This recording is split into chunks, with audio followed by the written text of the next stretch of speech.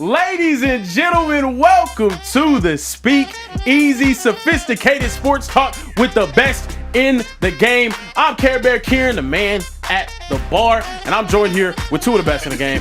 He's wearing brown today. He's wearing, I'm going to say the prescription today, glasses. I'm giving you some credit. The creator of this here set and this here show, Mr. Uncomfortable Conversations, Emmanuel. Let's get it. Show in the building. Let's get it. We also got a future Hall of Famer. You know, Acho's wearing the gold, but this man's going to have a gold jacket sooner rather than later. I'm talking about 2-5. Two live. LaShawn Shady McCoy in the building. How we doing today, Shady? Doing good? Doing good? You like to do it right there? No, yeah. 2-5. Got the emo. Tunnel, they used to be like 2-5. Okay, I got you. We also got the best social in the planet, Mr. Social Trey. How we doing over there, Socials? Hair down. I'm doing all right, man. Okay. You look like Troy Polamalu. We got the curls out today. We draped out today. He brought out the That was a better intro from him to you. Yeah, he's showing me some love today. I like how we starting off. It's a I had to talk day. with him. Yeah, big bro to little bro. It's a big bro to little bro. It's crazy. We had to get the day started right. It's a Monday, which means we got Monday Night Football to talk about. Fellas, we had some games. We had a double header tonight. Let's go ahead and talk about the first one. We had the Dolphins taking on the Jets, and they got a dub over the Jets. But the biggest news coming out of this game, unfortunately, an injury for Tyreek Hill, as it looked like his knee bended in places that I've never seen bent before. It was a very tough one. He was carted off the field and clapping, screaming, yes. How are we feeling about this injury and his acknowledgement to the fans? It was almost like he was celebrating being gone. This is a career-altering injury, in my opinion. Yeah. It is. I don't really have words for this one. Number one, Tyreek Hill is one of the best receivers of the generation. I think Tyreek Hill's on pace to retire as a top 10 wide receiver, and he still might. But when you think about the fact that I think he's 32 or 33 right now, he had 950 yards last season following a 1,700-yard season. Now he has a little over 100 yards, and he's dislocated his knee. Typically, that means you've torn multiple ligaments, LCL, PCL, MCL. We'll see what else.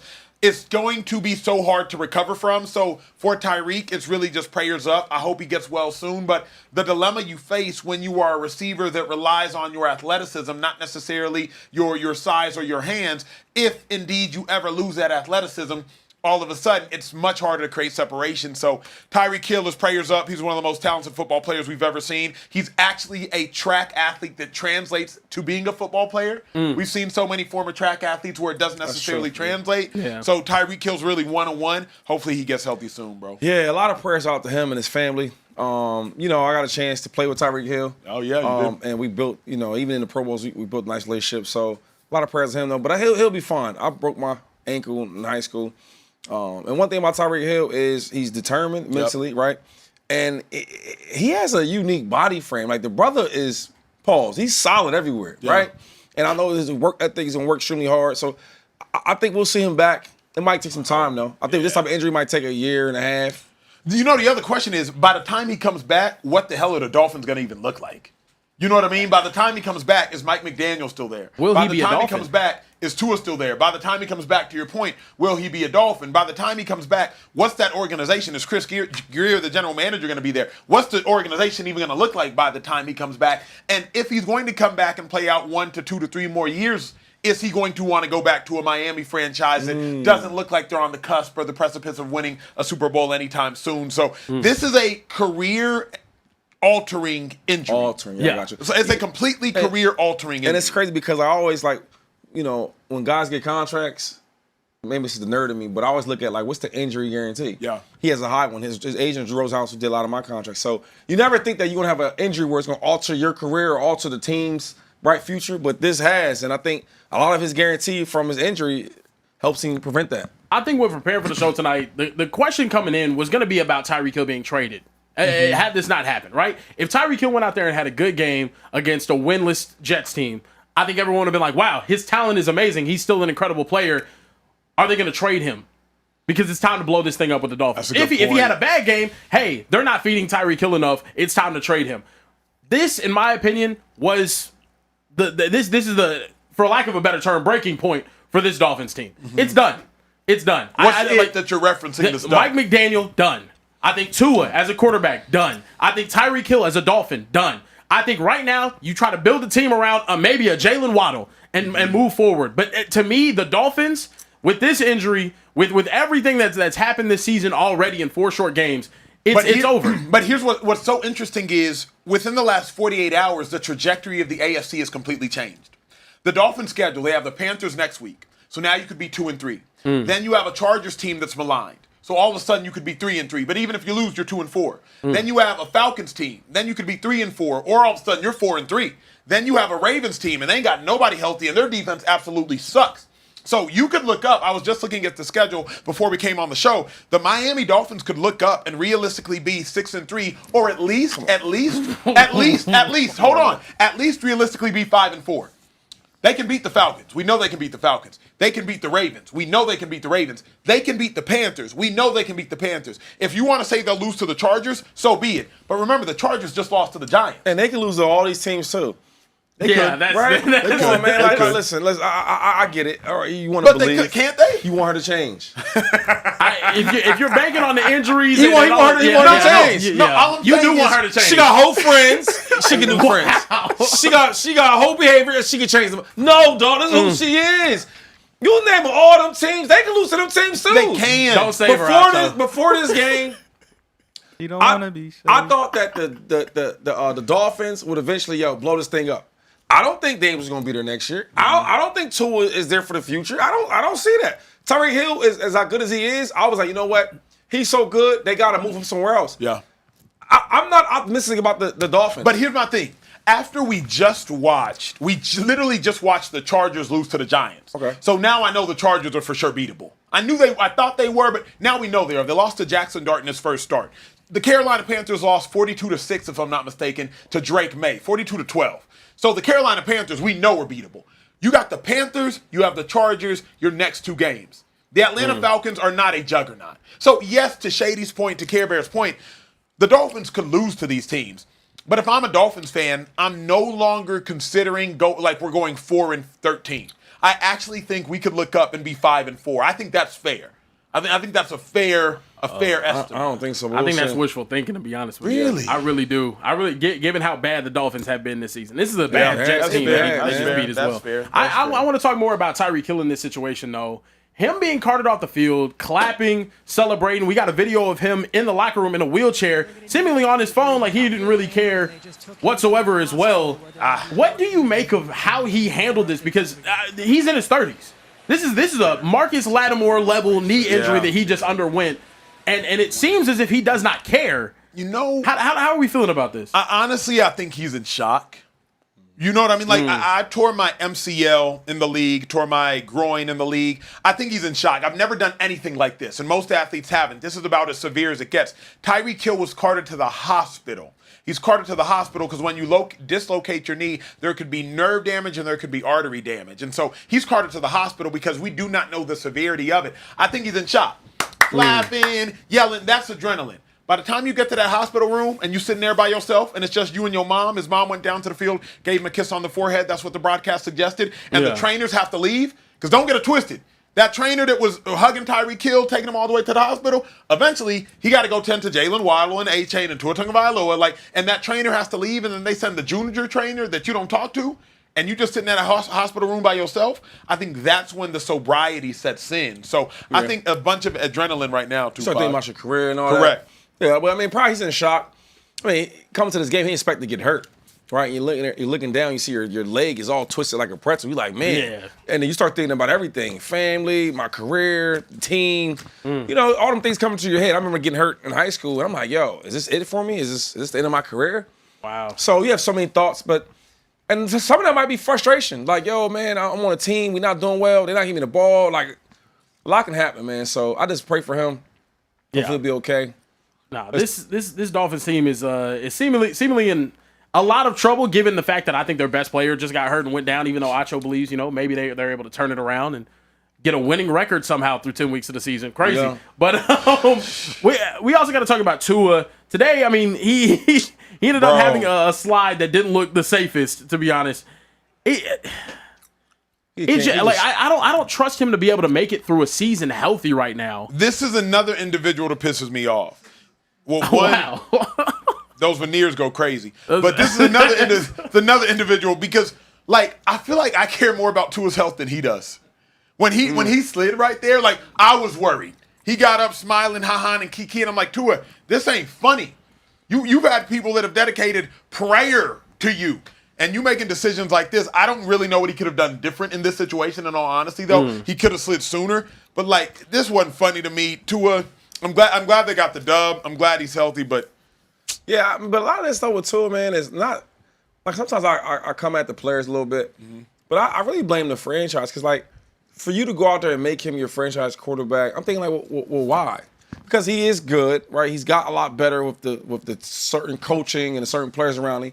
But also, it's a point of where, like, yo, man, he's always injured. And then when he goes to slide, everybody holds their breath because you don't know what can happen because we've seen him get hurt so much. I'm not against Tua. I'm ready for that Tua era to be over with. Yeah. From the way he plays and his injury history. Yeah. At this point, it You don't does got no like, shot when like, that's your like I said, quarterback. this Dolphins era is over, man. Like it was a fun Yeah, experiment. it's a wrap. Mike McDaniels it was a lot of hype. I will give y'all that in 5 weeks from now.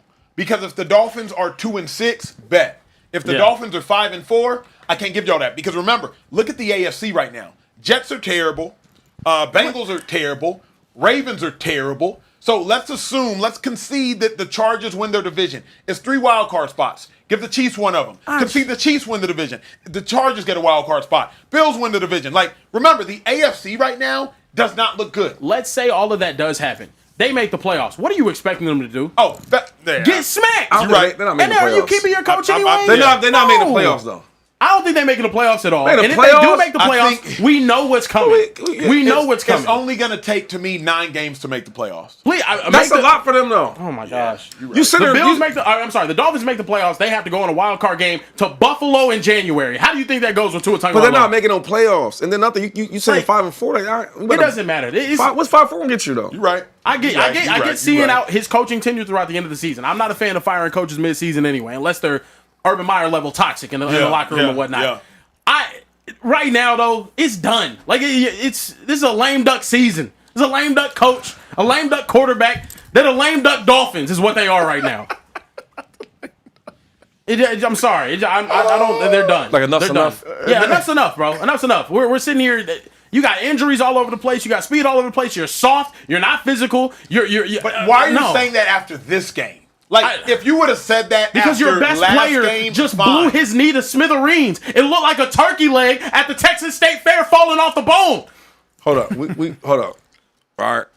I'm an ex-player. We can't joke about the injury. I'm not joking about the Nah, injury. but this say injury because that's Okay, you my made fault. me feel. Yeah, I'm feeling some type of way now. I'm more upset I for want them. to tackle you. Like, I'm upset. Look, I'm upset. Tyreek Hill had to play some of his prime years, some of his best years in the National but Football he League. chose that. He chose that. It is. He He did chose choose that. that. He chose that for that $1.40 and that no state tax, which I don't think he regrets that decision. Nah, he got don't. He's himself making a chip, lot of money. $1.40, and he gonna walk into the Hall of Fame. He's making a lot of money. Period.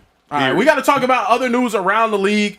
Rex Ryan today. and I love Rex. Wait, Come real on, quick. Rex. Oh, what's up? Can I get this super chat off before, Yeah, before yeah, we move of on? course. Okay, because it's about Tyreek. So before y'all move on, I just want to get this super chat off. So Mig led me said, realistically, who's going to want to trade for Tyreek? Coming off a serious injury, contract going to be coming up soon. Also, the off-field dramatics is an issue, while every year there are wide receivers in the draft. So what do y'all think of Tyreek's draft stock? Is it high? Is it low? Does this injury affect it? Is he cooked? What do y'all think? Bro, with this injury, nobody's touching. Yeah. You can't.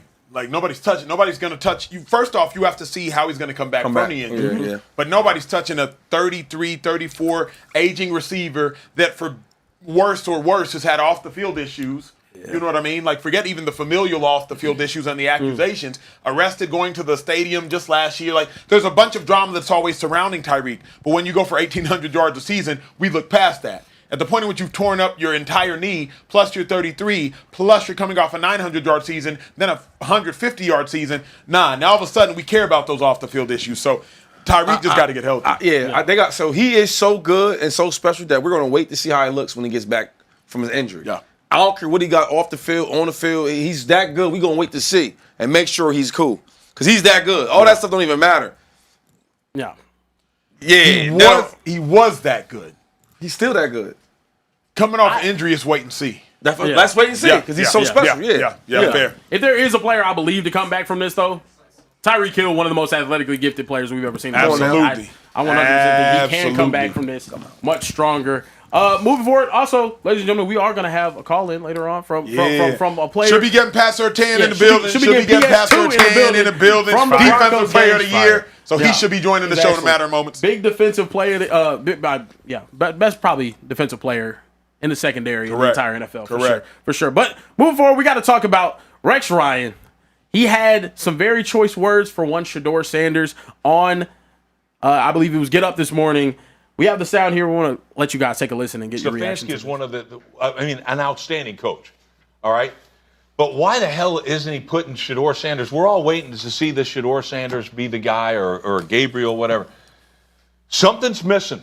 Something's missing with this kid. This kid talks. He runs his mouth like I could be a starting quarterback with his arms crossed like this. Get your ass in the front row and study and do all that. If I know, the whole league knows. Quit being an embarrassment that way. You got the talent to be the quarterback. You should be. You should be embarrassed that you're not the quarterback now. What do we make of Rex Ryan's statements? Do we think he went too far? I'm kind of confused, though. On one end, he's giving him some credit. Like, we want to see Shedeur because we think he's really, really good. Another is like, where he's running his mouth and he got his hand crossed. I'm thinking, like, well, what am I supposed to do? I'm on the bench, all right? And the starting quarterback is playing God awful. Mm-hmm. So, what do you want me to do? Because I know I can do better than that. Everybody in the stadium's like, yo, Joe Flacco looks like an old, scared man out there in the field. And you telling me I can't get a shot? So Rex, and I played for Rex, and I love Rex Ryan. Mm-hmm. But it's a matter of like, what do you want me to do? What do you want me to do? And how you know I ain't studying though? See, this is the part when they create the narrative, because when an ex-coach of the magnitude of Rex Ryan talks about it, when guys on TV talk about it, when we talk about it, and we create the narrative that, yo, I'm running my mouth, I'm not ready to play, this, that, and the third, and I'm not studying, that's when the issues come in. Yeah. How do you know that? Yeah. That was my issue with the statement. Well, he said, if I know, the whole league knows. Does that mean that there's like some intel that he maybe got? I mean, you guys are more in the NFL circle than I am. Maybe he got some intel that he has been maybe in the back of meeting rooms, not really paying attention or well, let me, before I'll just say this. I talked to Shedeur probably like 2 days ago, right? And I said, yo, I don't have a problem with what you said, because there's a lot of terrible playing quarterbacks in the league. Absolutely. It's a guy in front of you that's real, real bad. I said, but you've been doing a good job of being humble and trying to, but yo, still be firm. I'm a good quarterback and I still can play. Yeah. There's nothing wrong with that. Yeah. I got a lot of thoughts. Of course you do, man. I got a lot of thoughts. I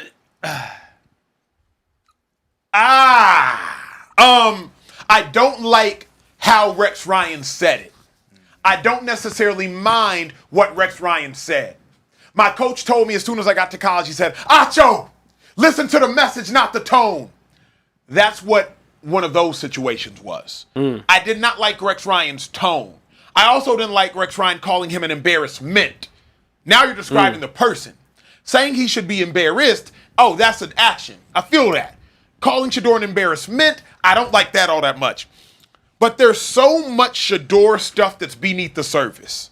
Shout out to the Sanders family, shout out to them. Shedeur and his brother called me this weekend. So I respect them for picking up the phone, hearing something they don't like, and saying, you know what, let me address this man to man. So I respect that. So I'm going to be mindful, not necessarily going to lie to y'all, but I'm going to at least be mindful about what I'm saying.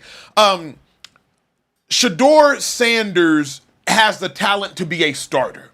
The dilemma is, in the NFL, you are not going to put up with a distraction unless they are a bona fide starter. And Shedeur Sanders, not even his own fault, has done things that can be deemed as distracting. Going into the locker room last week and saying, I'm good enough to be starting. That could be deemed as distracting.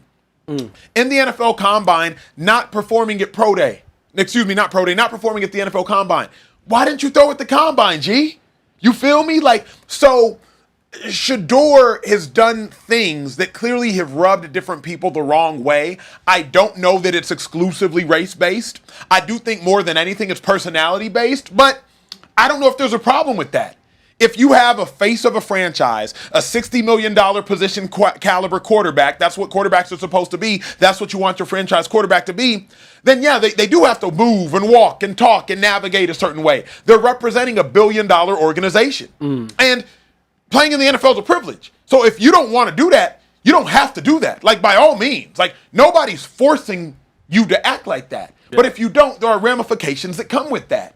And so I'm torn on the whole situation with Shedeur because I've heard multiple stories about Shedeur from multiple people, all of whom like Shedeur. Hold multiple stories. So I just don't like how Rex said it 2-5, but I can't go further past that because I'm also frustrated for this reason. What I told Shady, what I told you, and I got cussed out by y'all for this. Lamar Jackson's supposed to be out, 1 to 3 weeks?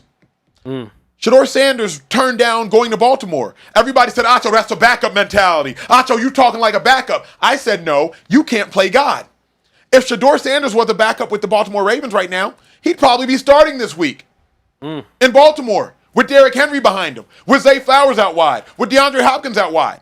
Instead, Kevin Stefanski's still oscillating between starting Flacco or Dylan Gabriel. Yeah. This is why I said you can't play God. Yeah, because you never know what's going to happen. Yeah, but you can't. I mean, that now, you can speak on that, but you don't know that. Like Lamar Jackson, he don't miss games. Shady, he does. Even look, my thing is, Shedeur could go out there and ball. I Shady tried it. Yeah, he did. You know when you playing poker and somebody say, and you catch somebody. Nah, but look. All I'm saying is this, though, man. Like, I don't mind that because I don't want to be somebody's backup.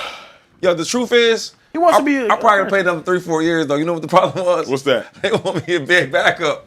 I said, yeah, it's time for me to go, man. Mom, Dad, NFL is over with. I ain't been in my backup. I just think that he is so good. Why I gotta back? And then there's another thing I don't like.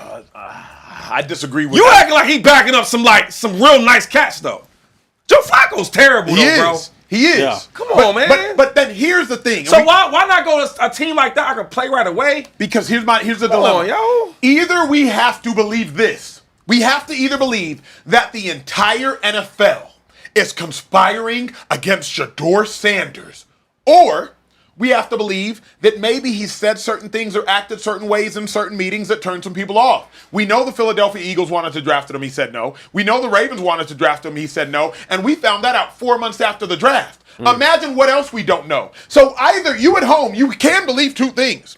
You either get to believe that there's a gigantic conspiracy run by this multi-billion-dollar organization that wants to collude against this one individual for whatever reason, or you can believe maybe people, I didn't say me, maybe people don't believe Shedeur's talent is worth all the other stuff. Because remember, the #1 overall pick in this year's draft, Cam Ward, has looked awful. Imagine if Cam Ward was coming with what Shedeur was coming with. Yeah, but it's not worth it. But he's not coming with the last name. He's not coming. His dad is not Deion Sanders. Of course. And I don't know if he's confident, but Shedeur has a swagger with the confidence. I'm going to disagree with Shedeur. You know why? Talk to me. So I do believe that's what happened. I do believe that billion-dollar business, right, where there's no black owners, right, and you see a young black kid playing the most important position, the most expensive position, is quarterback. And he don't move like no other quarterback. He don't talk like no other quarterback. He don't do interviews like no other quarterback. And there was a problem with that. No. The same way that in the same draft class, you had Lamar Jackson, you had Josh Allen, you had Baker Mayfield, you had Sam Darnold, and the other one, I'm missing his name. Josh Rosen. Him. Yep. And out of all them quarterbacks, you take Lamar Jackson last, and then you sat a nerd and say, you know what? You think you can play wide receiver or running back? Yeah, I think they did that. I think they did that. Here's why this conversation frustrates me. Not because Shady isn't true in part, but because Shady's not true in whole. The Lamar Jackson situation, I'm going to give you 2-5. Like Lamar Jackson was an MVP runner-up. How in the hell does Josh Rosen get chosen before him? But here's the dilemma. Any of them dudes. And so many people hear part of this and just run with this narrative. Cam Newton existed in this league. Cam Newton, the most flamboyant, rambunctious, loud, confident, cocky, arrogant ever existed in this league. Bad example. You said that people have issues with Shedeur Sanders at press conferences. I don't want to say it. My parents are watching. Care Bear, what did Cam Ward say at the podium after going 0-4? Please. We look like ass. And then he dropped the F-bomb. Yeah, he said we look like ass and we lost a quarter of our fucking games. Right. So what I'm saying is, like, Cam Ward did that. So, Shady, I don't want to hear that Shedeur Sanders at podiums is what necessarily. No. I'm talking about college. You didn't hear no stories and reports about Cam Ward, the way he interviews, the way he acts, the way he talks, did you? I guess we work the same job. No, I didn't. Okay, but you did hear about Shedeur. Yep. Okay, cool. Cam Newton. I mean, at one point, we thought that he was a generational talent in college. Yep. We found in the NFL he wasn't that, but in college we thought he was all world. So there's two different stories. This is what I do know. I do know that in college, when Shedeur was at Colorado, they had this guy the whole year, a top 1 or top 2 or even not top 3 quarterback, correct? Yeah. I do know that his whole duration with the Colorado, we thought that he was going to be a first rounder for sure. Yeah. And out of nowhere, you go in the 5th round, and you telling me that nobody had nothing to do with that, dog? But is it First to 5th round? But is it nowhere? Is it? Hold on, because it's out of nowhere maybe to you. It might be out of nowhere to me. Maybe out of nowhere to y'all at home. I don't know that it's out of nowhere to management. Here's why. What's nowhere? What has ever happened before, though? If you don't throw at the combine, that's not nowhere. If you have your own pro day, that's not nowhere, and you call it the NFL, whatever, that's not nowhere. If you go to these different media interviews and coaches have different reports that you didn't conduct yourself in a professional manner, that's not nowhere. It's not out of nowhere. Now, with all of that being said, Shedeur Sanders still should have been the 2nd or the 3rd quarterback taken. After watching Jackson Dart's debut, you can't be mad if Jackson Dart went ahead of him. Like, you just can't be mad. But he should have been the 2nd or the 3rd quarterback taken. I just hate this narrative that it's out of nowhere. I also hate this narrative that the entire NFL is colluding against Shedeur Sanders. I hate that narrative. Because what takes more faith? Believing that this whole NFL is colluding against this one person, or that certain individuals didn't see him as valuable as he perceived himself. First of all, it don't have to be the whole NFL. It's got to be teams that need quarterbacks. Because I mean, I think we're getting Brandon Jones calling safety for the Detroit I'm upset. Calling right now for the Denver Broncos. I think we got my dog Brandon Jones. Topic. You getting crazy? Yeah, nah. I'm heated. To kind of wrap up this thing though, when we're looking at Shedeur, I think both of you guys have elements that are right. You can't be in the middle. I have to be in the middle. That's what I'm here for, right? But I think I really this is my main thing. I wish the conversation was really about his talent. Given the fact that Joe Flacco was out here stinking it up week in and week out, I wish the conversation was more about, hey, can this guy help my organization win? Can we win football games right now with Shedeur Sanders? I don't think that's really been a question. Has his talent really been in question? People try to use that to excuse him falling in the draft, and I don't think that's a valid excuse given the fact that he was a top 10 projected pick until draft night. To me, that's what seems crazy. When's the last time you saw a top 10 projected player fall to the 5th round of the draft? We've seen him fall to 25. We saw Aaron Rodgers. We've seen him fall maybe to the 2nd round. We saw Will Levis. We have never seen, and I mean never, a top 10 projected player. Laramie Tunsil had crazy stuff come out draft night where he's hitting the ball and he ends up falling back like 10 picks or whatever it was. We have never seen a player drop to the 5th round. So I don't think Shady's crazy for saying, maybe there is a little bit of collusion going on. I'm address that. That's crazy. But I do believe Broncos safety Brandon Jones should be joining the show. I'm address this though. Don't think for one moment that Care Bear off. Don't think for a moment Care Bear off the hook, please. I'm telling you. Don't think for a moment. But until we get that, let me currently address that until Brandon Jones chimes in. There isn't a position as valuable as Shedeur Sanders' position. Yes. But beyond that is this. Like, you can't lean back against the wall and then tell the world you got your back against the wall. What I mean is, in what world can you say no to being drafted by teams, then complain about where you got drafted? Like, you know how many homegirls of mine complain about being single, but y'all say no to going out on dates? Make it make sense. You can't say no to everybody that swipes right or left on you, whatever they do on Hinge, and then be mad at you single. You can't say no to all of the dudes that asked you out and then complain about being single. And so it's not that y'all aren't right. Please, before y'all cuss me out, hear me. I'm not saying that there's not an argument there. All I'm suggesting is, how in the world can you reject teams wanting to draft you higher than complain about where you got drafted? That's a fair point. Yeah, because some teams that need no quarterbacks. I need a new link. We need a new link for Brandon Jones. We need a new link. This Shedeur topic, man. It was like we speaking in Spanish over here. I don't know what it is, but do we need a woosah? We might need a woosah. Yeah, it's like you going in circles, man. How? I'm driving straight. Because no, you're not. You talking about teams that he passed on. Hey, them teams he ain't trying to play for them because they don't need a quarterback. Bro, I'm supposed to be a top 3 quarterback in the draft. So why would I go to a team like the Ravens where Lamar's gonna be the quarterback for another 12 years? That don't make no sense. I don't think nothing he did wrong. I did the same thing. I think it's a situation. But right soon now. the draft came, they just want to change it. And you telling me that the owners didn't do that? Shady. You don't think the owners said, "Yo, let's teach this young brown brother a lesson"? Shady about they did that. Shady That's what they wouldn't have done did. the same thing because he didn't. LaShawn McCoy may walk into the Hall of Fame. There was Brian Westbrook in front of him. The second greatest Philadelphia Eagle up until last season when Saquon Barkley joined the Eagles. Second greatest Eagles running back.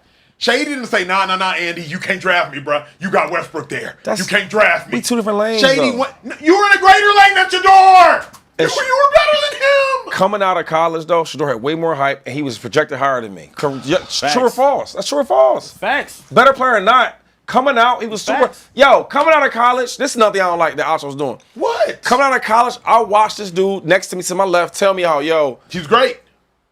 But I said this earlier. You know what I mean? He gonna be. No, Shady. I said he should have been the second or third quarterback taken. Like I said that. So you today. was thinking that, right? Yeah, he still should All have right. been. So my thing is, if you're thinking that, then we were thinking that. If Yes. we're thinking that, then he's thinking that. Of course. Yeah. So if I don't want to go to the Ravens when I'm supposed to be the second or third quarterback off the board. That's how it works. Think about that. But before we Why would I go to the Chiefs and they say I'm be the number 2 quarterback? Think about that. But before we get there, all I'm saying is this: you have to play the game.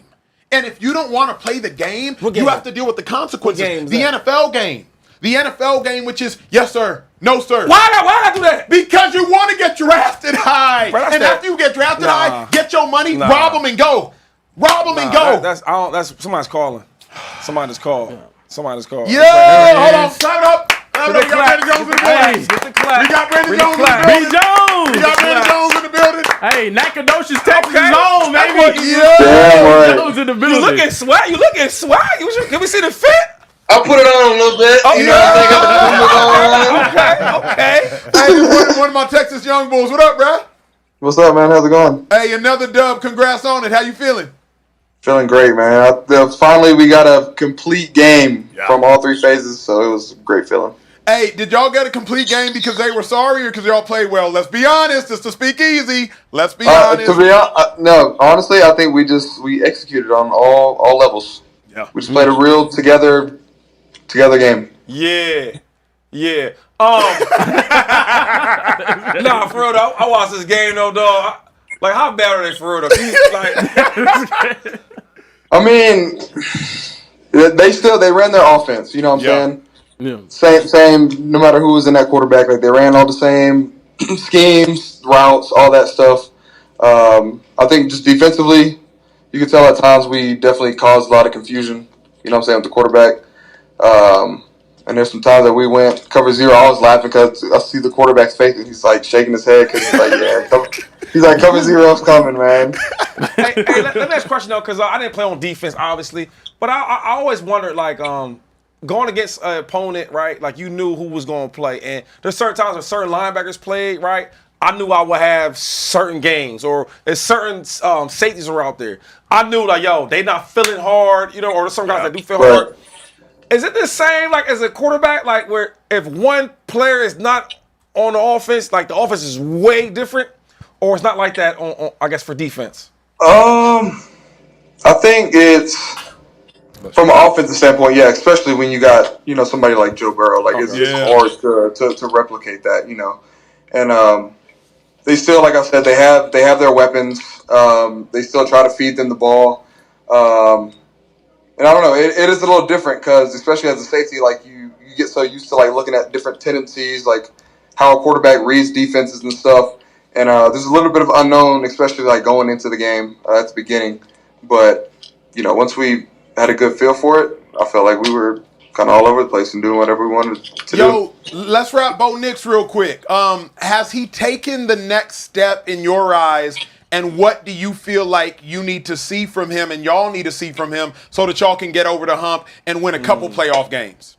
Yeah, I think I've definitely, like I said, I've seen growth from him, even like going into last year. You know, usually it takes a rookie quarterback a super long time to like get comfortable, feel good. But for him, I was seeing like a continuous jump from a week-to-week basis, which was super rare, I feel like, in my eyes, you know.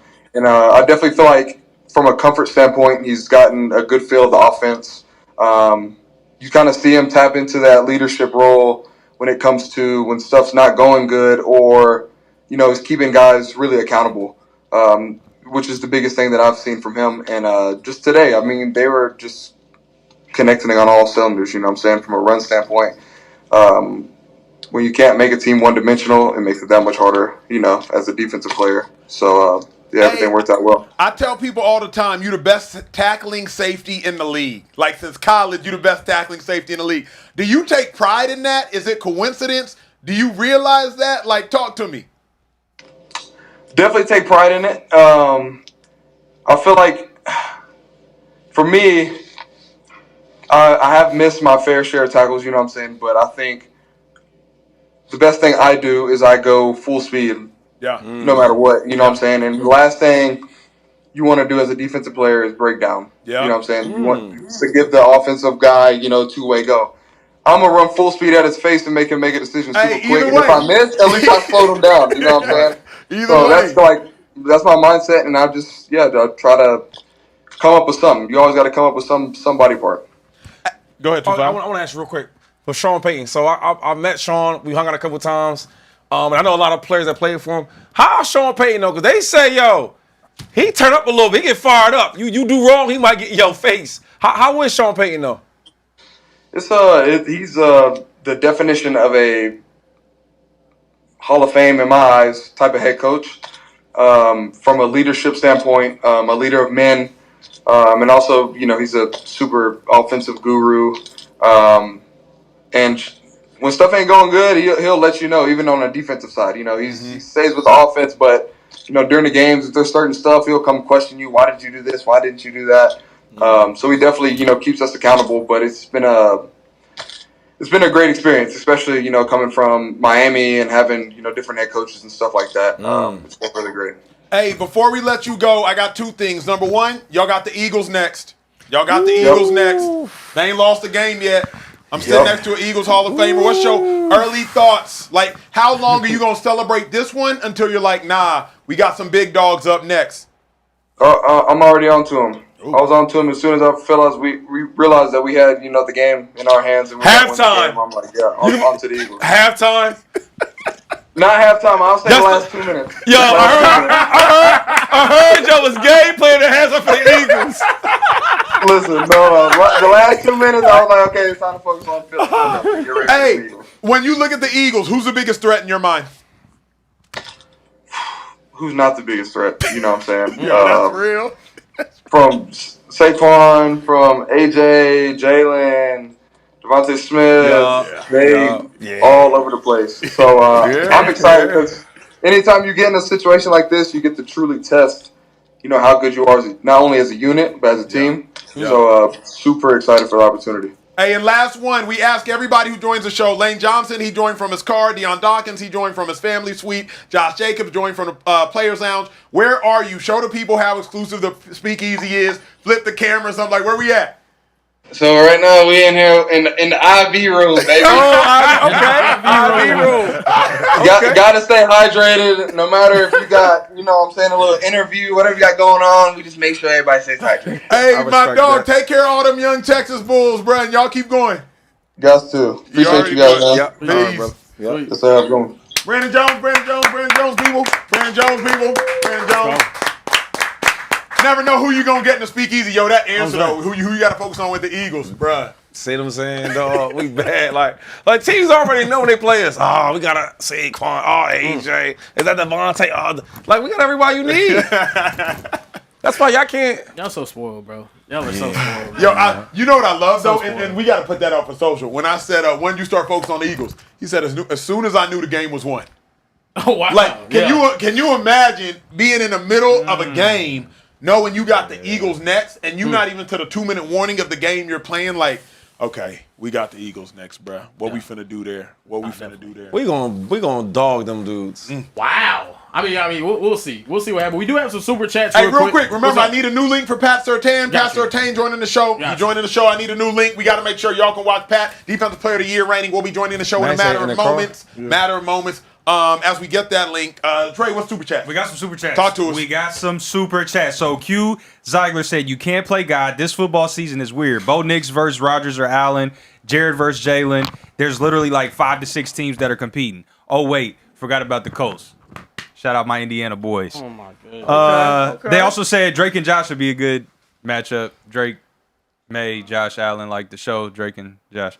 Anyway, next super chat. Shaq with no bricks said looking like Colin Kaepernick all over again in terms of the Shedeur thing and like potential collusion around the league and stuff like that. So that's a good conversation. Yeah. Do we go back or do we move forward? I can do whatever. Let's go back. Care Bear, Y'all want us to Let's Okay, go back. yeah. Lock in real quick. Let's Tap get in the chat. Tap in the chat. Let's go. Y'all want us to finish the Shedeur conversation or move on to the Eagles and You AJ did Brown? say you wasn't letting Care Bear off the hook. Y'all Not yet. producing the show. Yeah, we got to see. I say we go back to it. I say we talk about it a little bit more. The chat is uneasy currently. I believe it absolutely is a Colin Kaepernick Shedeur situation. I believe it absolutely Then is. how do you believe that it's not? What? Because it is. The dilemma with Colin Kaepernick was not that he was not talented enough to be in the NFL. The dilemma with Colin Kaepernick is that he wasn't talented enough to be worth upsetting the decision makers of the NFL. Right. I'm not a decision maker. Shady not a decision maker. Furthermore, I'm black. So if I'm making a decision, it's probably going to air pro Shedeur, especially if you're talented, with all due respect. And pro Kaepernick, because I had no issue with what Colin Kaepernick was doing. But if your talent does not match your distraction, then they will not make room for you. If your distraction is greater than or equal to your talent, they will not make room for you. If Shedeur Sanders had Cam Newton talent, he would have been drafted number 1. So that's the only rub here. The only rub is if your talent don't match it, then they don't make room for you. What Shady say about Tyreek Hill? Tyreek Hill's so talented, I don't care about that off the field. But can we stick to college though? Because with Kaepernick, we found out that he was good, but he wasn't good enough for all the distractions, right? If Tom Brady was taking these, everybody's going, okay, we still gonna use him. Correct. So let's get away from the NFL part. Let's go back to college though. 'Cause you keep talking about Shedeur and Cam. They're not in the same class. Cam was the number 1 pick overall for a reason. So let's go straight to college. In college, Cam Ward, Shedeur Sanders was the most talked about 2, right? Yeah. So he was supposed to go first round at the worst. Yeah. That's my point. I don't care about how talented you are. You were good enough that we all thought you was going first round, number 1 or number 2 quarterback. And then out of nowhere, you go to the 5th round and you tell me you don't think the NFL had nothing to do with that? They obviously had something to do with it because they drafted. But here's what you're that is crazy Here's to what me, you're yo. telling. Hold on. Because let me woosah quickly. Are you telling me Shedeur had nothing to do with that? Because I'll concede. Yeah, I will concede. In the conversation, I'll concede. I would probably say that one thing he probably could have did better at, and then it's hard to even say he could have did better because when you think you're going so high, you got juice, you got power. You start saying, I don't want to do that at the combine. I don't want to do this. I don't want to do it. Everybody's doing it over the years has been doing it. Yeah. It's not like something just happened. So I don't mind that part. Only thing is, once he's seen all the reports about how he was acting, he probably should take a step back. Yeah. Right? Because now I just want to get drafted. But he's not thinking that it's that big of a deal because I'm supposed to go top 1 or top 2. So, yes. I ain't gonna say yes. I'm not gonna because I'm trying to think of a reason why it could have changed. Then I can't. But why are we changing though? This is what I like that you do though. Why do I gotta change for anybody? 'Cause I ain't gonna say who. Why is it for anybody when my job is I play football, my swagger, my brand is what it is. Yep. I've never gotten no trouble with the law. I've never had no domestic violence. All I do that the crime you want to commit me for is I got swagger and I'm black and I talk a certain way. I'm not. That's this process. Only crime. You don't have to change. You don't have to change. Oh man. I'm just saying it behooves you to temporarily fake out these people so you can get what you want out of them. Why I gotta do that? Because think about it, Shady. I'm supposed to be a top 2 quarterback in the draft. Have you ever met with the CEO or gone to a restaurant, whatever, and then all of a sudden you hang out with the person off the clock and you're like, wait, you have tattoos? And you didn't realize, they're covering up their tattoos while they're at work. In theory, why they gotta change? But certain situations and certain occupations dictate that you make yourself a certain type of presentable. I did not make the rules. Yeah. I did not make them. Well, we in certain occupations, we might not cuss. We might not say certain words. We might not do certain things because that's just the nature of the beast. Can I be honest? And this is the God honest truth. I'm a flashy guy. Yep. I like big chains. I like all that. Right? You don't let me wear my big chain because you said it makes it the mic. It's the mic. When I was getting drafted, I was, I think, the 5th running back, 2nd round, something like that. Yeah. If I would have been Reggie Bush, right, and I went to USC and I did all that stuff he did, and I was number 1 or number 2 pick, I would have been myself. I would have had chains on, right? Because I'm a respectful dude, but I'm flashy. Correct. I would have chains. I'd act a certain way. But going in the second round, and I wasn't I was late first round, early second round. So I had to come in there and play this game for all these people and act like this and act like that. And yes, sir. But you know what? I felt so fake and phony. I needed to do it. You know why? Because my parents, we didn't have money like that. Right? We wasn't poor, but we didn't have no big house like we do now. We have the new cars. We had none of that. The difference is Shedeur, they got all that. Sure. We got houses, we got cars, and I'm supposed to be the number 1 or number 2 quarterback in the draft. So I don't have to come in there and play puppet for y'all to make y'all happy and comfortable. I can be myself. That's the real truth. But Shady, that's the truth. Oh my God. That's the truth. It's not. It's the truth. But here's my thing, and this is the last thing I'm gonna say, because obviously I don't want to spend the whole time on Shedeur here. Shedeur's not doing it for them. He's doing it for him.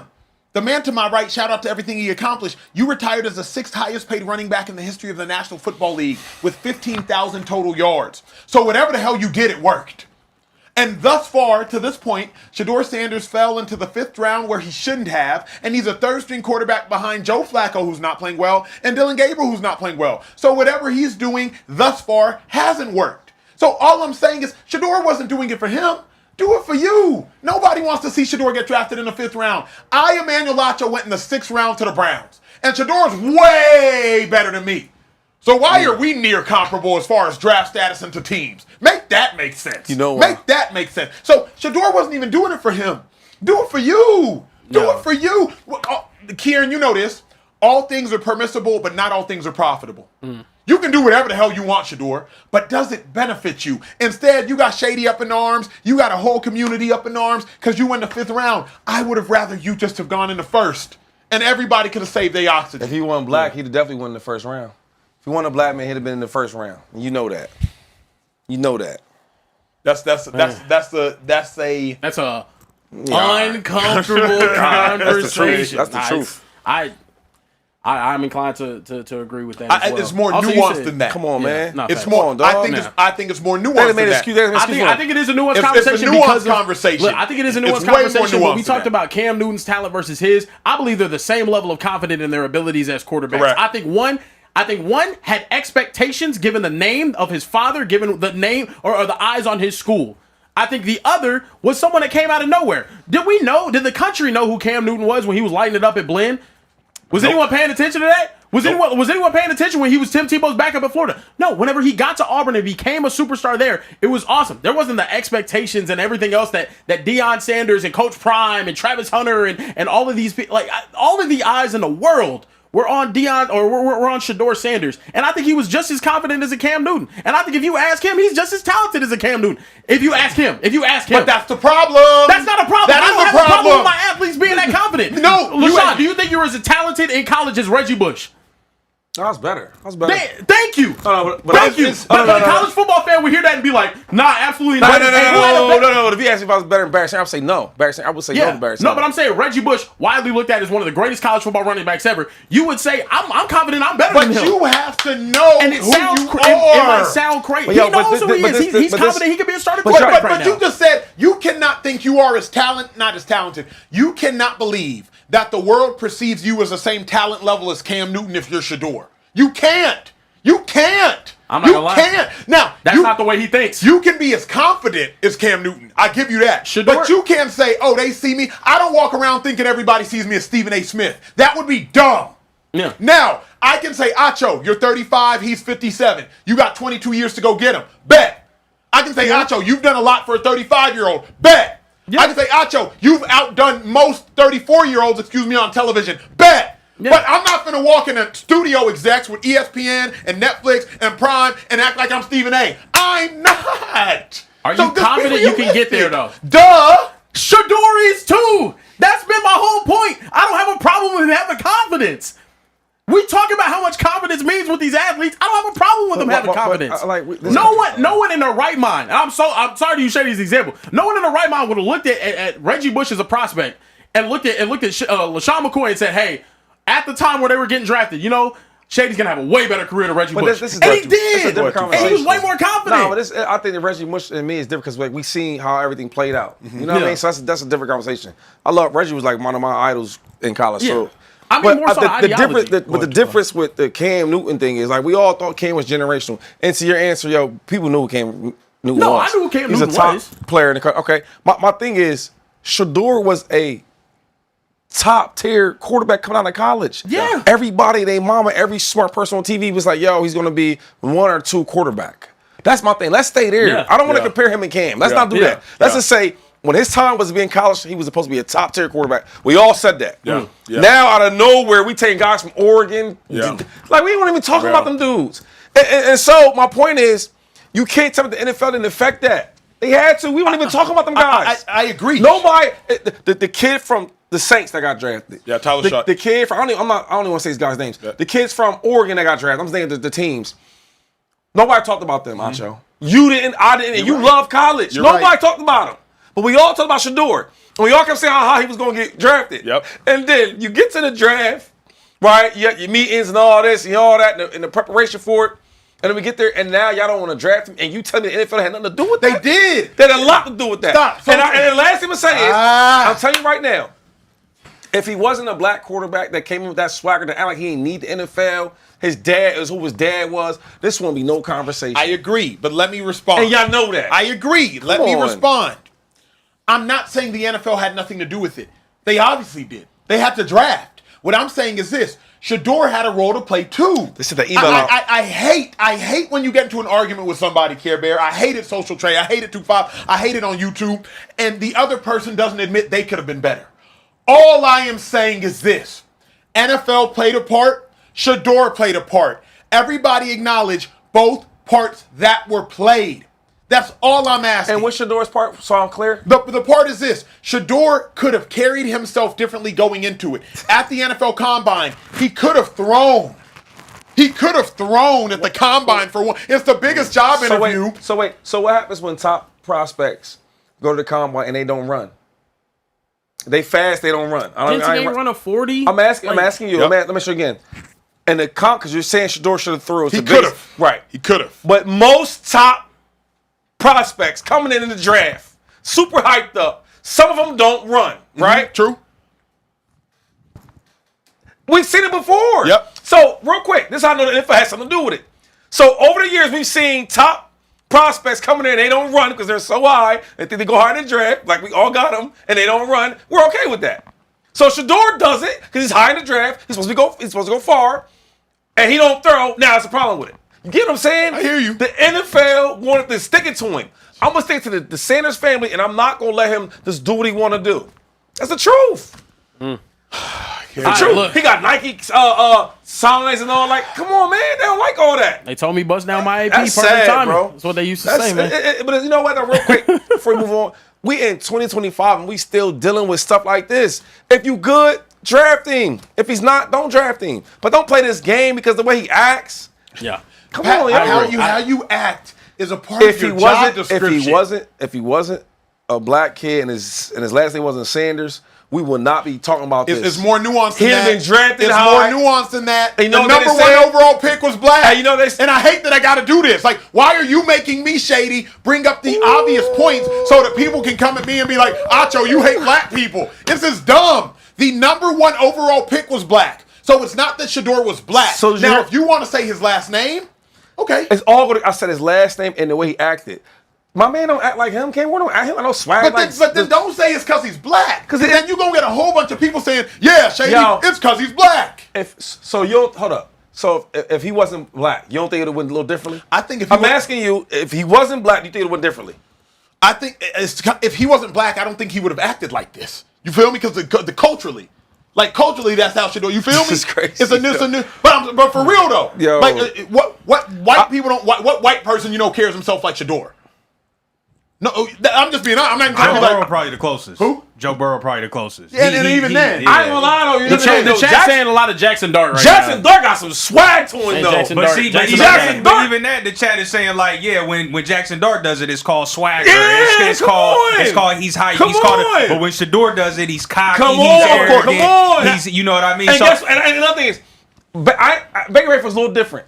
But the way that Baker used to act, when he got drafted, he said, "Oh, he's gutsy, he's gritty." I'm like, what is that? But Baker Mayfield was a Heisman winner. Shady, you gotta hear me. If Shedeur won a Heisman, I'm cool. Yo, listen. All I'm saying is, open your eyes up. It's 3 people here trying to tell you the same thing. You just don't want to. You ain't open your eyes. No. For the record, him being black played a part. Part. I'm saying Big him being part. black didn't play the only part because the number 1 overall pick was black. I see a great comment right here. The logic completely shatters. I see a great comment right here. Johnny Manziel got taken in the first round with less physical tools. Oh, I forgot It about was him. more of a problem off the field than rambunctious.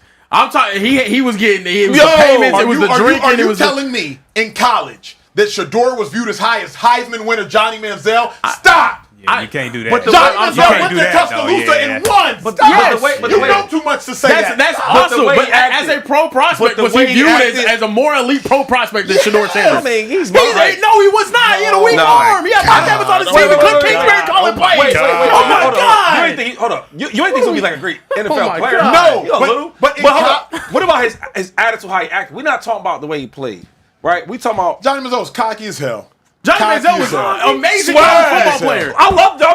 Same way Tim Tebow was an amazing college football player. They didn't have the pro But here's what prospects I'm that Shedeur saying. Sanders did. Yes, they did. You're forgetting. Yes, they absolutely did. Which one? If Shedeur Sanders won the Heisman, I don't think we would be having this conversation. I mean, Heisman's cool and all You know that. what I mean? Like, if Shedeur Sanders went to Alabama and beat them when they were at their pinnacle, I don't think we would be having this conversation. He beat Colorado State. Praise God. Beat TCU. Hallelujah. Did Shedeur Sanders have Cliff Kingsbury calling his plays with multiple NFL drafted about offensive where- linemen and where- Mike Evans to where throw we the go- where we football going to? with Yeah, this? Travis I'm Hunter, just by saying, the like, way. where we Travis. going with it? Where I'm going- All I'm saying, they both were supposed to be top tier quarterbacks. That's all I'm talking. That's all that matters right there. That's all that matters. I don't want to talk about nothing else. Because the Heisman don't really matter. There's a lot of guys that got Heismans and don't be that good at all. Yeah. I've watched a lot of them. A lot of them don't be like that, okay? So we talking about this being a top tier quarterback. Johnny was, and so was Shedeur. Supposed to be. Yeah. Johnny, all the black community like Johnny the way his swag was. Johnny was crazy. But guess what? Johnny was But different. guess what? They didn't hold that against him. Because you know why? Because he wasn't black. That's fair. I won't disagree with that. You can. I won't. And I'm not But trying to. Shedeur. I'm not trying But to. Shedeur. But here's because he is black. And Can I ask you a question? Go. But hold on. So Yeah. No, go ahead. my bad. No. So I'm upset. I'm upset. You the I'm big upset. dog. Hold on. No. You my dog though. I'm of course, upset. yeah. We good. Here's why I get so upset. I really watch college football. Yeah. Like really, like Acho, you stuck in the league, fine. I was All-American in Texas, 3rd-team AP. College football really my thing. So many people will ignorantly jump in conversations and say, well, Shedeur was as good as Manziel. Shedeur was as good as Baker. No, he wasn't. No. He wasn't. If he was, I don't think his draft stock would have been impacted like this. If Colin Kaepernick was as good as Aaron Rodgers, he could have taken 2 knees. He could have started peeing during the national anthem on the American flag, and he still would have been starting. Because in the NFL, if you are supremely talented, they will turn a blind eye to everything. From domestic violence to drunk driving to they will turn a blind eye to everything if you're talented in the NFL. To taking a knee don't mean nothing if you're talented. And don't tell me, well, Colin Kaepernick had 16 touchdowns and 4 interceptions, Acho. He wasn't good under that system. I know Chip Kelly. I know that system. He wasn't good in it. So I'm not saying, Shady, that race didn't play a factor. I'm not saying his last name didn't play a factor. I'm saying that scouts believed that he wasn't as talented as his off-the-field attention. That's the only thing I'm saying. My thing is, That's the only thing I'm saying. I think that's fair. I think it's Shady. You said if Shedeur was white, it would have gone differently. come on, man. And the point. Well, I just said if he wasn't black. If he wasn't black, Yeah. If he wasn't black, it would have gone. If Shedeur was a generational talent, it also would have gone differently. And I think that's just kind of the through line. That's the through line. That's fair to say. His on the field play and his potential didn't warrant all of what potentially came with. I also wasn't saying Johnny Manziel and him were the same caliber player in college. Tim Tebow is one of the greatest college players ever, but as a pro prospect, he wasn't looked at as great as a Shedeur was as a pro prospect. The same way Josh Allen in college had a 57% completion percentage at Wyoming. He stunk. He wasn't special, but he still got taken top 10. Because why? He had pro prospect attributes. We draft off of attributes in the NFL draft, and that was my problem. You have guys that were loud, rambunctious, all of these other stuff, and they weren't viewed as pro prospects. They weren't viewed as highly as pro prospects, as Shedeur was. I think y'all going too hard on this like how good you was thing, right? It's all about your time. Like Cam Newton they thought he was going to generational, he wasn't. But for his time, he was really, really good going to the draft. Johnny Manziel. I didn't think he was going to be no great prospect in the NFL. He's tiny. He's little arms. But at his time, he was the top quarterback. And God, Tim Tebow, he's doing a lot of good things outside of football, so I won't say anything bad about him. But at his time, he was good. You know what I'm saying? So I'm talking about going into the league. Going into the league, these guys were top-tier quarterbacks.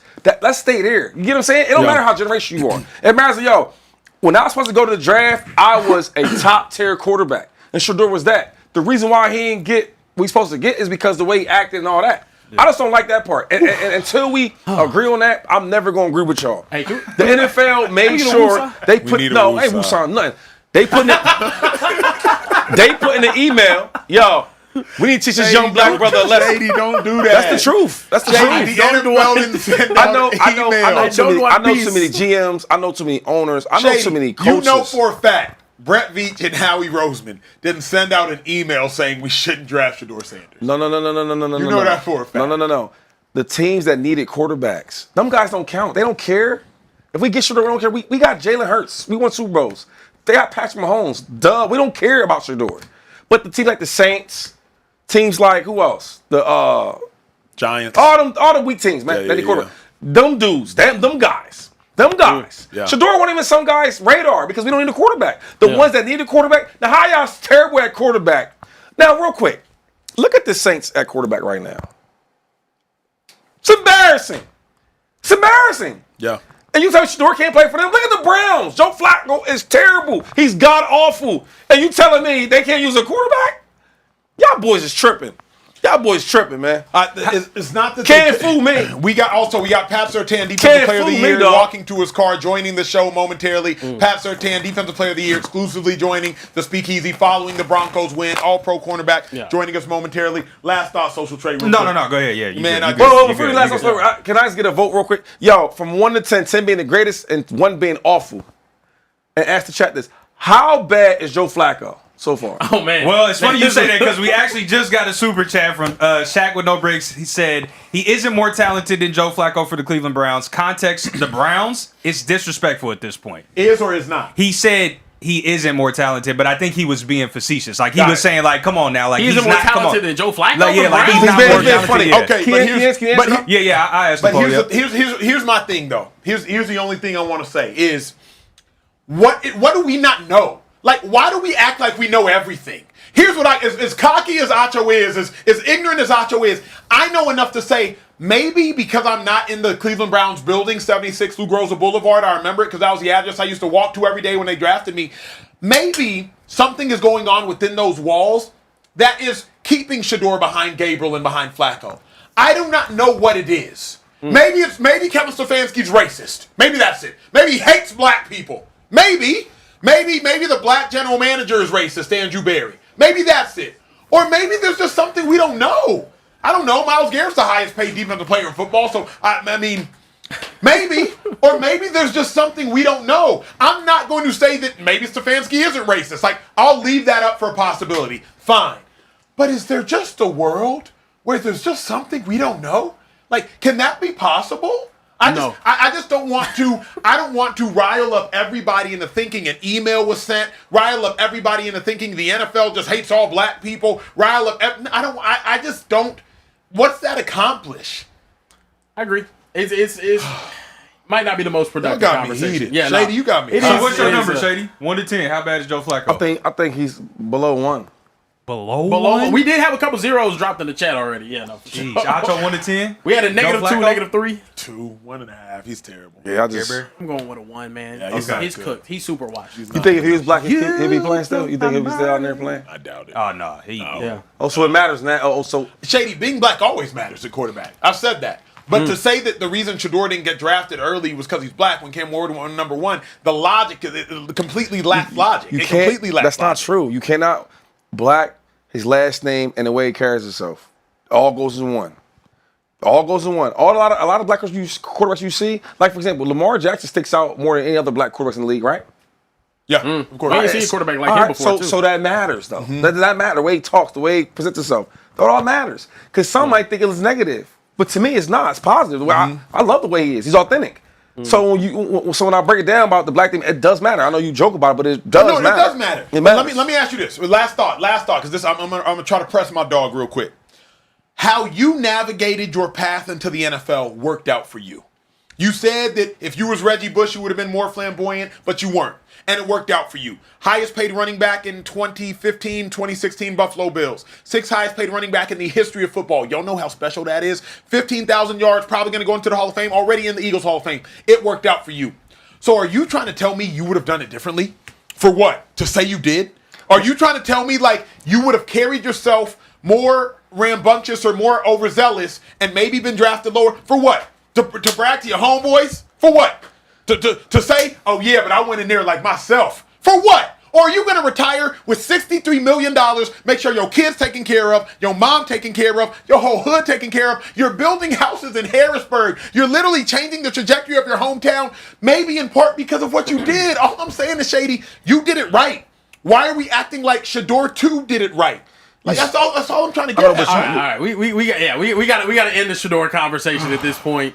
We got to move on. We've been spending all day talking about it. It got heavy. That was because it was that serious. You know why? It's a very polarized conversation. It's bad because you got a young black kid, bro, that his dream was to be in the NFL, and y'all taking that from him because the way he acts, and all he's doing is being himself. That's the hurtful part about it. Yeah, no, it is rather unfortunate. Pat Surtain walking to his car will be joining us in 10 minutes from now. Go ahead, Care Yeah, before we get there, we got to talk about your team. Your 4-0 Eagles, Shady. The best team in the league, reigning defending Super Bowl champions. That's right. But they have some drama going on right now. Nick Sirianni talked about A.J. Brown in his media availability this week. Said he wants to contribute into these wins, and he's had some games that he hasn't been able to for various reasons. I have no questions about his desire to play great, his desire to be a great teammate, and desire to be there. A lot of coach speak from Nick Sirianni. How are we feeling about this, given the fact that A.J. Brown is getting here damn targets?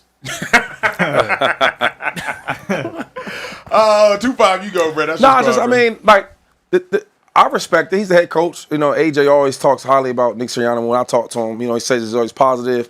He knows how to work with the players. But people make this big deal about this whole AJ Brown thing, and it's like, show me players around the league that are great players that are not allowed to be great. For example, like we just watched Jamar Chase, right? Now he don't even have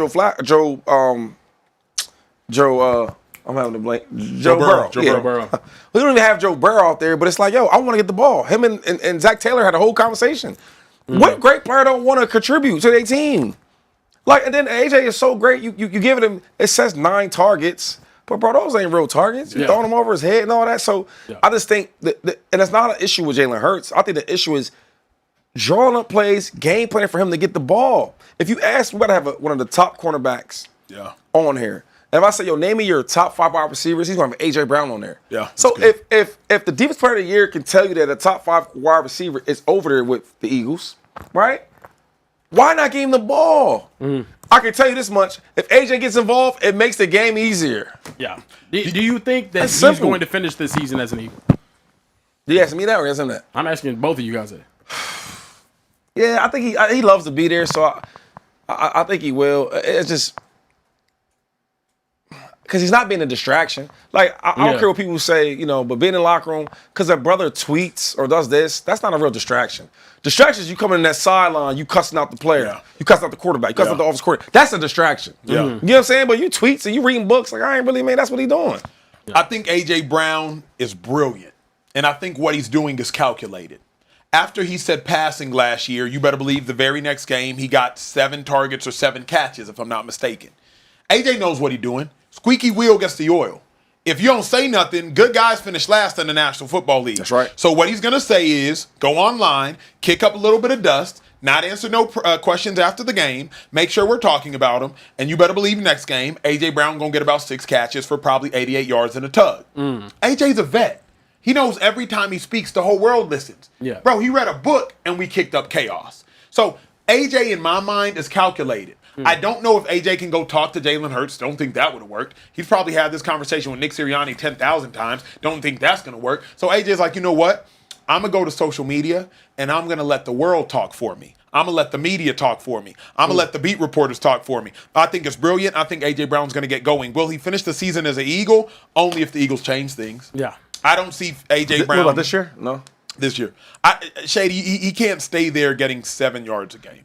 It's impossible. Yeah, next year, I think if he continues, he won't be there. But I think he'll finish this year. 7 yards a game, Shady? I wasn't as good as AJ. Obviously, only you can speak to that. But, Yes. I can't imagine if you left the game with 8 carries and 19 yards. You know what? And that's my thing. We got this great built-up team for what? If you're not going to use them, why we got them? Correct. People fear the Eagles because what we have. Your boy Brandon Jones, said, yep. yo, they got this, they got. We got all these players, we're not going to use them?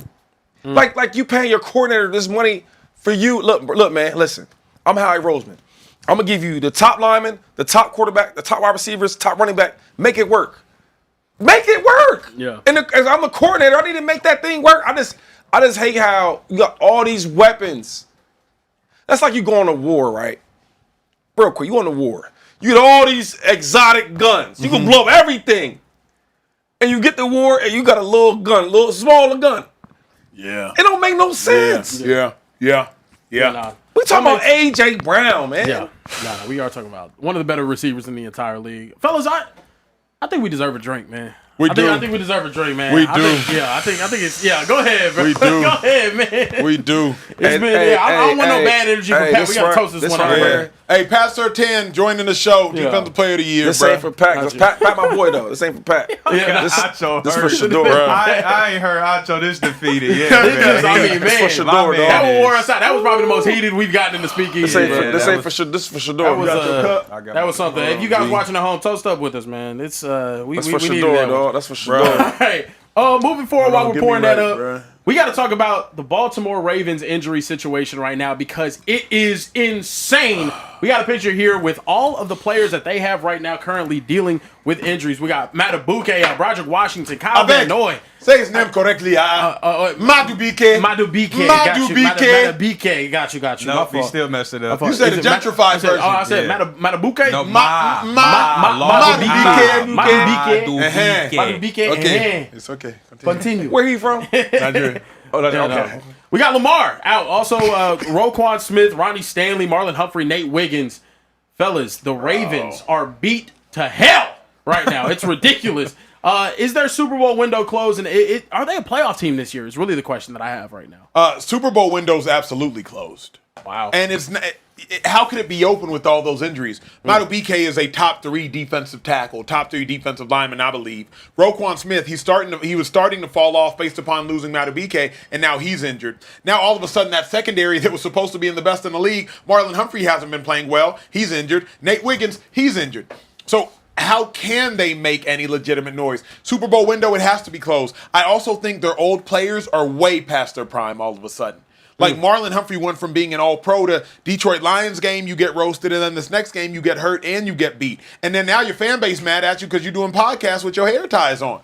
So I just think the whole Ravens system right now is broken. I think they're going to have a hard reset. And when you get a new defensive coordinator after you part ways with Zach Orr, assuming that's what's going to happen, who's to say this one's going to come in and hit the ground running? I think they're in trouble, bro. About you, Shady? I'm like, this is tough. I'm looking at this little roster. Right? What do you do? What do you do? How do you win?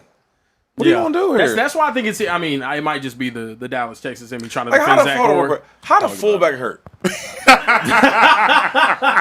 He played both sides though. Pat Ricard played both sides. Man, come on, dog. He ain't get that many reps. But no, real talk, to Shady's point, Madubuike, all-pro, he's hurt. Kyle Van Noy, 13.5 sacks last year, he's hurt. Lamar Jackson, y'all know who he is, 2-time MVP, he's hurt. Roquan Smith, all-pro last year, he's hurt. Marlon Humphrey, all-pro, I think 2 years ago, or all-pro before, he's hurt. Nate Wiggins, first-round pick last year, he's hurt. How you gonna win like that? You got about 4 all-pros hurt. We love them because of the roster they had. But these guys ain't even playing. They hurt. Yeah, Correct. that's tough. I mean, Ravens are looking like they're in real trouble right now. I seriously do fear for them making the playoffs if they continue with this run. I don't know how in the hell they can. Remember, the last time the Ravens started 1-3, they finished 5-11. I think it was the year before Lamar got drafted, something along those lines. So, no, I think, I think it's over. Remember, Lamar saved Harbaugh once. I don't know if Lamar can save him again. Yeah, speaking of teams where the Super Bowl window is over, the 49ers, Kyle Shanahan, head coach said that Brock Purdy reported toe soreness after last night's game. He might be missing more action here pretty soon. Are the 49ers in trouble, or is Mac Jones, is it just his time? Why would they be in trouble? Because he did. Explain that for me. I mean, Because when Purdy didn't play, they were still winning. Don't do Uh-oh. No. I mean, go ahead, I'm saying, tell us. he said no. I'm sorry, because I'm big on words. He said, "Hey guys, are the Niners in trouble?" Yeah. Right? Yeah, are they in trouble with But the why absence would of they be in Brock trouble? Purdy? Because their starting quarterback, $55 million, led them to the Super Bowl, had a lead versus the Kansas City Chiefs. He's hurt. That's why. Yeah, but the backup guy, Mac Jones, that's not 55 million, all that stuff you just said, he's been winning games and putting a lot of big numbers up. So I'm saying, I'm saying they're not in He's trouble. stressing me out today. No, I'm saying they're not in trouble. He said they're not in trouble. It's just tough whenever the Yeah, faces of your team. Real quick, because even though Mac Jones has outplayed Brock Purdy this season, they're not in. He's outplayed him in his life. No, listen what I'm saying. Let me say it again. The question he asked. See, now, all these books you read. Yes, now sir. I need you to stay on the page, right? My All right, bad, please. Okay. Okay. The young light-skinned brother over here just said, "Hey guys, do you think that the Niners are in trouble because Brock Purdy might miss some time because he's hurt?" Yep. And I'm saying, no, because the backup has been outplaying Brock Purdy this season. So they're basically kind of in good hands that he's hurt. Does that make sense? Yeah, no, I hear what you're saying. Because the games that Brock Purdy actually did win, he's throwing picks. It was like up and down, like up and down, right? But Mac Jones, hey, Yeah. So You the expect team that might be like, oh man, hey bro, hey, get that toe together. Listen, I know. Take your time. Take your time. Right? Look. Get a drink. So when you get healthy, and then we'll be good. Mac Jones is a good backup. I will say that. So that's all we. He's That's a all we good said. backup. That's all we said. But he is indeed a backup for a reason. He's a good backup, Okay. but he's a backup for a reason. Pat Surtain about to join the show. Here in literally like a minute, if not 30 seconds. Y'all in for a treat. We have Brandon Jones in. Now we got Defensive Player of the Year, reigning Pat Surtain about to join the show. Anyway, Care Bear, I didn't want to stop the vibes. I did not want to stop. Do we have any super chats we need to address? No super chats Do we as of have right any? now. We ain't got no told him- super chats? Yeah, I told him, like, if y'all got questions for, Pat, y'all better jump in the super chat and, get him going. We might be able to We share ain't got questions. no super chats. Not since the last one I I'm read. offended. Yeah, understood. I'm Y'all, offended. y'all know, and see, y'all know Acho's having a tough time. Y'all been watching the episode. Y'all see, Shady got my man's worked up. He can't breathe. He ain't wooside. And he's struggling. And we then ain't y'all got- got the nerve to not super chat too. we ain't got no super yeah, chat. see. And they here asking why I'm yelling. Because I want to. I got a question though. Sorry, man. Before he gets on, I want to ask him. I want to ask him a serious question. There's one question before we get to the interview. I think Pat my dog. I think Pat just pulled up to the speakeasy. When you the deepest player of the year, you got to what we're, your word matters. You know what I'm saying? It does.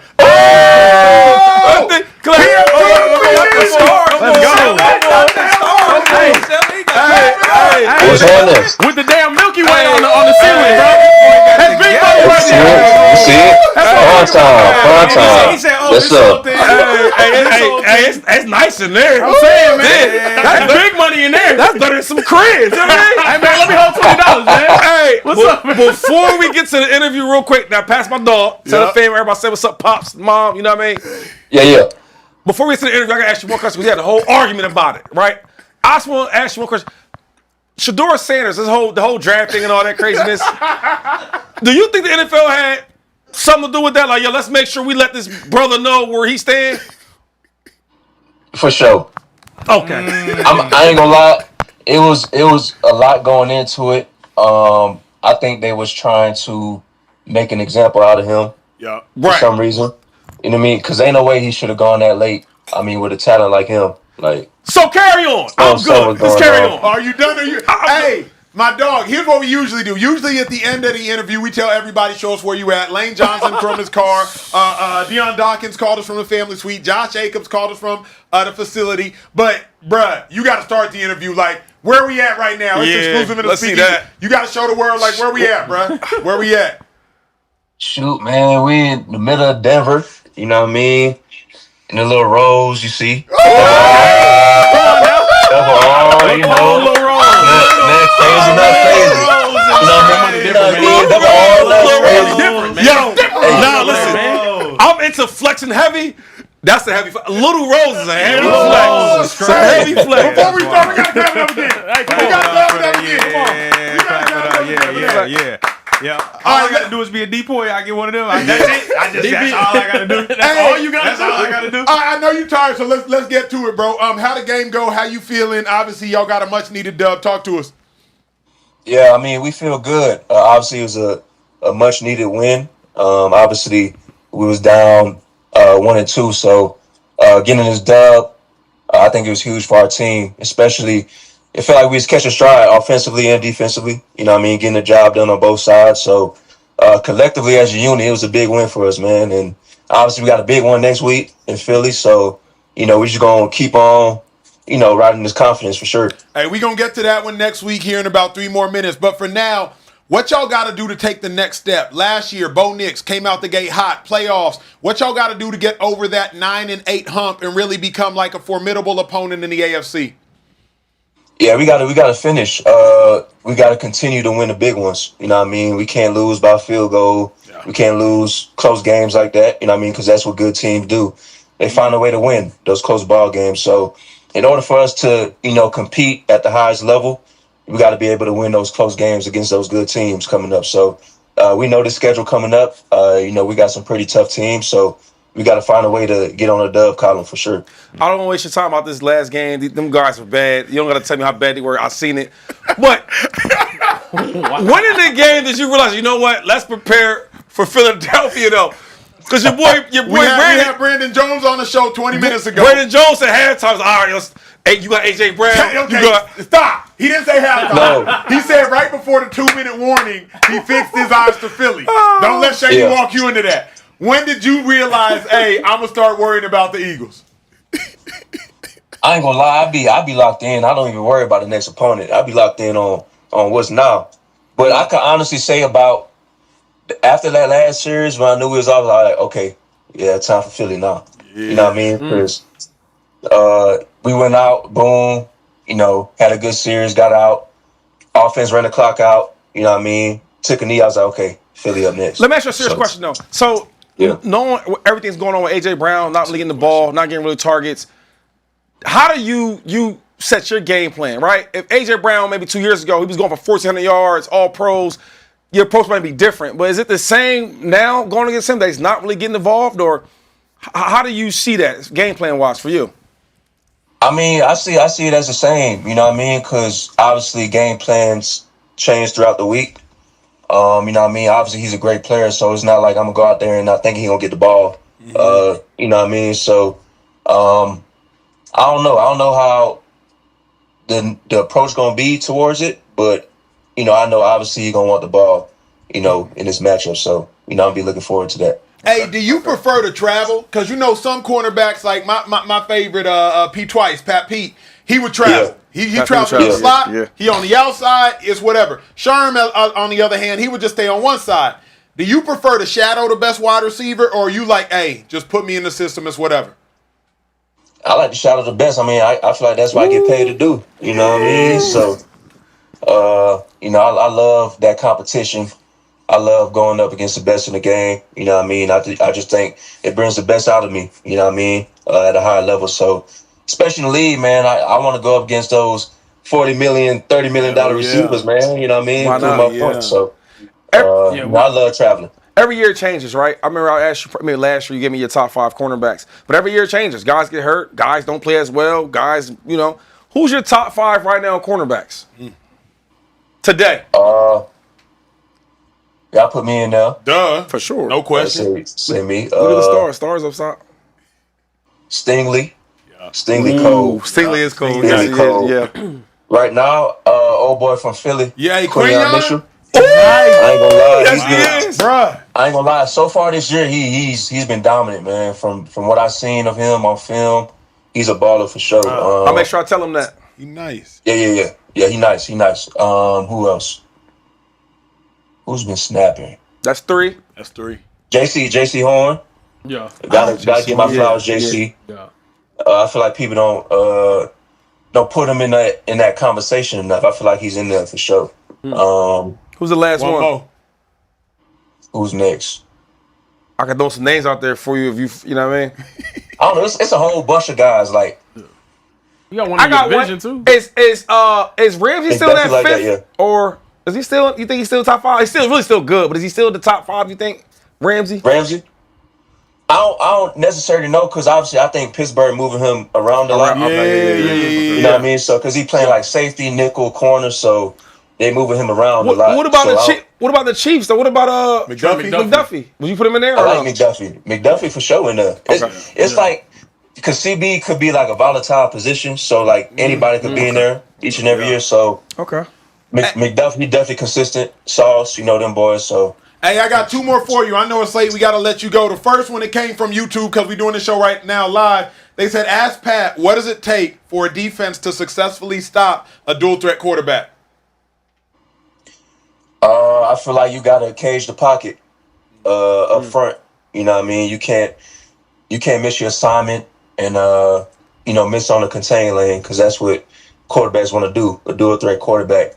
And obviously, you know what I mean, you got to plaster on receivers. You know what I mean? Because always that second play, within the players on itself. So I think the front, they got to know how to cage the quarterback, and defensively in the back end, we got to plaster receivers. So, hey, last one for you because everybody and their mama, like Shady said, is talking about the A.J. Brown drama.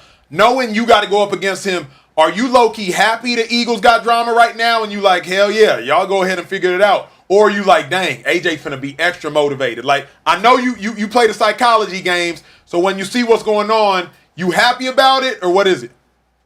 Shoot, it's a mix of both. You know what I mean? If they frustrated, shoot, let them be frustrated. But I know, they're gonna figure it out for sure. I mean, obviously he's a great player, so I know they're gonna give him the ball. So they're gonna fix it. But not next week. And the tush push though, are you getting in the middle of that, or you let them do that thing? I ain't gonna lie, I seen a play where they did a fake tush push. Bruh. Oh, they just did it. And gave it to Saquon. You know what I mean? So I can't even really like jump over the pile if I want to. You know what I mean? Because they got folks second guessing now. Okay. You know what I mean? They put it on film already. My guy Pat. After off season, we gotta link up, dog. Yeah, no doubt. Hey. We gotta link up, bro. All right. Hey, that's DPOY. Pastor Surtain, round of applause, please. Round of applause, please. Salute. Yeah. My dog, keep touching it. Everybody, y'all make a wish because the stars is out. Make a wish. Make a wish. All right, bro. Be safe. All right, y'all. Yes, sir. Wow. Nah, Pat, he the truth, dog. Yeah, bro. He is. Good dude, dog. great player. You know what I mean? Yeah. Hey, you never know what you gonna get in the Speakeasy. Facts. Brandon Jones. We got the DPOY. We got the Rolls. Stars was out. Yeah. Who else doing that? What other show doing What that? other show doing that? Come on, dog. In the whip. You know what I'm saying? In the whip. And he saying, little baby Rose. Little baby Rose. Like we get players right after the game. We're not getting no G's. Nah. We're not getting cats to play, you know what I'm saying, 30, 40, like right after the game. So I don't know anybody else doing that. I don't either. Hey, I know we got to close out the bar probably in about 10 minutes, but what else popping, bro? Get to the good stuff. Good stuff only. Y'all pay y'all bartenders, right? Pay y'all bartenders. Yeah, we got to get to the good stuff. First off, good stuff. We got a $20 super chat, 425. He said, I finally caught a live question. Do you think we do not talk about the winning gene that some quarterbacks have that fires up the rest of the team enough and talk more about percentages? Why? And also, why has Sam Darnold got so many chances? So, you know why? You know why Sammy get them chances. You know why. I ain't gonna go there. I'm just gonna give me a whole spill about this and third. Wow. But I will say this though. We need to talk about this winning factor. We need to talk about winning percentages because you would say that quarterback stat is a winning stat, correct? Yes, sir. Of course. When you have a really good quarterback, the chance of your team winning is very high. If you have a bad quarterback, the chance of you losing is very high. Our quarterback, Jalen Hurts, all he does is win. We need to talk about that. Yeah. We need to talk about that. Speaking of a person that does only winning, it's time we close out the show last topic talking about the greatest of all time. Trey, who was that? Who's the greatest of all time? Michael Jordan? LeBron James. LeBron James, baby. You think he had media availability during the Lakers, media day, and he was asked about retirement. He said, like you just said, I don't know when the end is, but I know it's a lot sooner than later. So, being super appreciative of the fact that I could come up here, do another media day and talk to you guys and do all this stuff around here. Like you just said, how are we feeling? I feel like this is the same message he's had the past couple of years. It's sooner rather than later. Do you think we're witnessing LeBron James going into his last year in the NBA? This year's different, though. Because they declined for him to get an extension. Yeah. We talking about LeBron. He ain't never been through that. LeBron's been so great of a player and as a role model where I'm picking the players, I'm picking the coaches I like. I'm picking the trades I like. Now you tell me that wait, I can't get an extension? This might be the most real we've ever seen LeBron to retirement. I completely agree. I don't know if he gonna hang it up because why would he? You still out there playing with your son. You're still playing at a relatively high level. ESPN voted him a top 10 basketball player still. You still made it to the playoffs, albeit you didn't play necessarily all that great in the playoffs, the Lakers that is, but you still made it to the playoffs. Why retire? Like, if you're still doing what you can do at a high level. Who we going to play for next year? I think at the end of the day, the Lakers will just pick it up just for less. They'll sign him. But hold up. Wow. He ain't playing. LeBron ain't just playing for coins. It's LeBron James talking about. LeBron that dude. We ain't. You see what I'm saying? Yeah. He does have a history of not sacrificing his salary for others. And he shouldn't. Yeah. He's the biggest thing in basketball. But you did it. You did it. You played with somebody who did it. Tom Brady when he went to Tampa. Tom got Brady paid. Too, but not 50. You know, he didn't get what he could have. Aaron Rodgers he got paid more than he was getting out there now. But Tampa, in New England, he was taking them super low deals. Man. But he didn't get the 50 he could have. Bro, all I'm saying is, look, the difference between LeBron James and Tom Brady, LeBron has always been LeBron. Tom Brady wasn't. Tom Brady became Tom Brady. That's very true. LeBron was LeBron at 15 years old. Come on, man. Yeah. No, yeah, he also had a fun thing. you mentioned him playing with his son. They asked him if he was going to play with Bryce. He had some words from the media then too. I'm not sitting here. No, I'm not waiting on Bryce. He said, I'm not waiting. He thought about it. Yeah. I don't know what his timeline is. He's his own young man now. Like, he's down in Tucson. We'll see what happens this year, next year. But he has his own timeline. Can I say this? That's I feel cold. bad for Bryce.